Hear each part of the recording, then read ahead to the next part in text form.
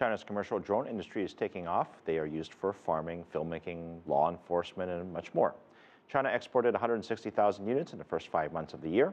That is 70 times more than last year. Almost 99% of them were exported from the southern city of Shenzhen. A firm called DJI is the leading maker of civilian drones. It takes up a 70% market share of the world. Europe, North America are its biggest customers. The boom has created a new well-paid profession, drone pilots. They are in high demand and can make $3,500 a month in China. For more on China's investment in drones, I spoke with Scott Schober, president and CEO of Berkeley Varitronics Systems, and I asked how drones are used in China. Especially the past 6 months, there's been a huge uptick in drone manufacturers in China.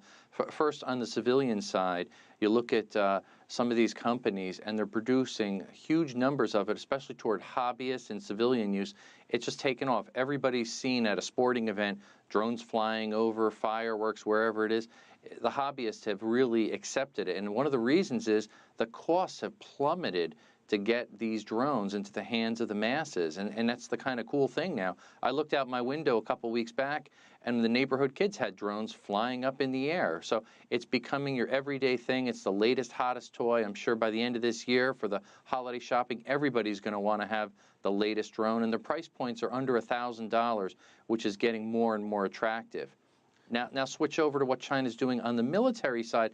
That's very different there, with some recent laws that have come into play that they've enacted as far as restrictions from shipping out militarized, weaponized drones there. And that's really drones that can exceed 1 mile as far as the altitude, and they can run for more than 1 hour. And of course, they can be equipped with different weapon systems on there. That's a very different ballgame. China's been selling to about 10 different countries these type of drones, and now there's putting some restrictions in place because they have to be very careful what technology gets out there.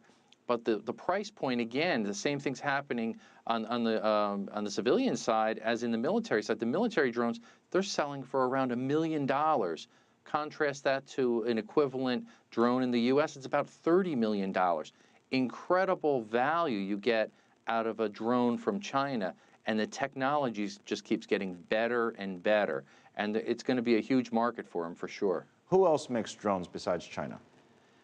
There's a couple other countries that are dabbling in it. Certainly Israel and the U.S. are the dominant drone manufacturers as far as the most advanced technology. But China is very quickly catching up, and I think personally they're going to probably surpass the U.S. and Israel in the next couple of years. It's that quick, the development, and it's because of the computing power that they can put on these drones. They're like supercomputers, and they tie that in with surveillance and, of course, the ground-based surveillance. It's amazing capability if they're targeting people, surveilling people, whatever the case may be. So Scott, I mean, this whole drone business isn't necessarily new, but for a lot of politicians, it's new. They don't have a way to regulate it. They don't have a way to say, okay, you can fly a drone, but you can't. I mean, there's a great debate that's happening in many parts of the world, including here in the United States, about privacy issues, specifically with drone. I'll get to the safety bit in just a moment, but privacy is a pretty big deal, and I think that is a legitimate concern.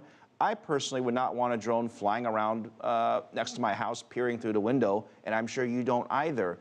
Yes. Is there a healthy balance of regulations that could be adopted?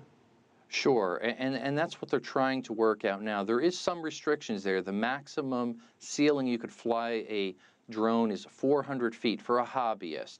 So you can't go higher than that. And why? Because you don't want to get into airspace.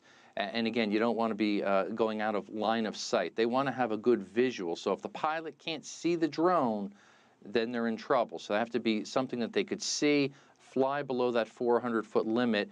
And obviously, you don't want to fly over any type of buildings, beaches, certain parks, and you have to stay away a certain distance from airports and other things where, you know, there could be security implications and certainly sporting events. So there are certain rules and regulations that hobbyists need to carefully follow so they don't invade privacy or get into security concerns. Very quickly, a year from now, what will we be talking about in terms of drones? Drone prices continuing to plummet.